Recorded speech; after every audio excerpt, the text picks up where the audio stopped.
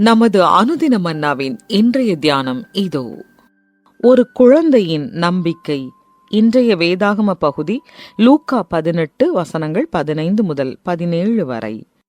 பின்பு குழந்தைகளையும் அவர் தொடும்படிக்கு அவர்களை அவரிடத்தில் கொண்டு வந்தார்கள். சீஷர்கள் அதை கண்டு கொண்டு வந்தவர்களை அதட்டினார்கள். இயேசுவோ அவைகளை கொண்டு வரும்படி கட்டளையிட்டு, சிறு பிள்ளைகள் என்னிடத்தில் வருகிறதற்கு இடங்கொடுங்கள், அவைகளை தடை பண்ணாதிருங்கள், தேவனுடைய ராஜ்யம் அப்படிப்பட்டவர்களுடையது. எவனாகிலும் சிறு பிள்ளையைப் போல் தேவனுடைய ராஜ்யத்தை ஏற்றுக்கொள்ளாவிட்டால் அதில் பிரவேசிக்க மாட்டான் என்று மெய்யாகவே உங்களுக்கு சொல்லுகிறேன் என்றார்.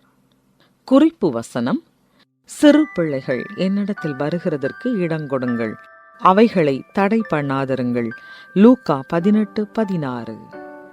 என் பேத்தி இலியானா 7 வயதாக இருந்தபோது அவள் படிக்கும் பள்ளியில் குவாட்டிமாலாவில் உள்ள ஒரு ஆதரவற்றோர் இல்லத்தை பற்றிய காணொளியை அவள் பார்க்க நேரிட்டது. அன்று மாலை அவள் வீட்டிற்கு வந்ததும் தன் அம்மாவிடம், அந்த ஆதரவற்றோருக்கு உதவுவதற்காக நாம் இப்போதே குவாட்டிமாலாவுக்கு செல்ல வேண்டும் என்றாள். அதற்கு அவளுடைய அம்மா, அவள் பெரியவளான பின் அதை பற்றி யோசிப்போம் என்று பதிலளித்தார். இலியானா அதன் பிறகு ஒரு நாளும் இதை மறக்கவில்லை. அவளுடைய 10ஆம் வயதில் அவளுடைய குடும்பம் அந்த ஆதரவற்றோர் இல்லத்திற்கு உதவுவதற்காக குவாட்டிமாலாவுக்கு சென்றது.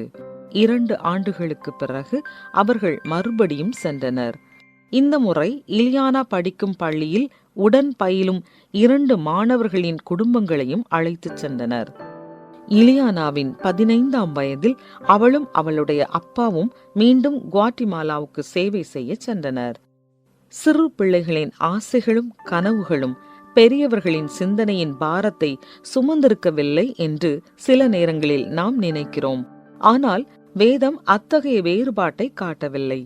சாமுவேலைப் போலவே தேவன் சிறு பிள்ளைகளை அழைக்கிறார். சிறு பிள்ளைகளின் விசுவாசத்தை கிறிஸ்து இயேசு கனப்படுத்துகிறார்.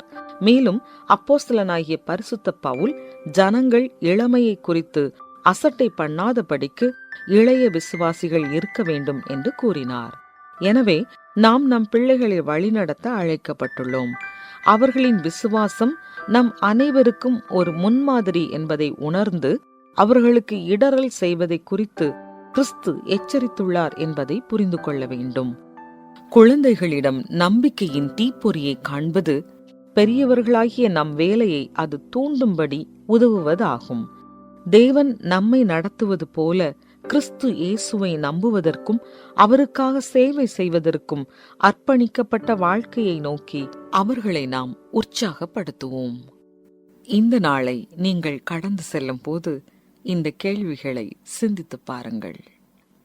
கிறிஸ்து இயேசுவை விசுவாசிக்கும்படி சிறு பிள்ளைகளை நீங்கள் எவ்வாறு உற்சாகப்படுத்துவீர்கள்? விசுவாசத்தில் வளர அவர்களுக்கு எவ்வாறு உதவலாம்?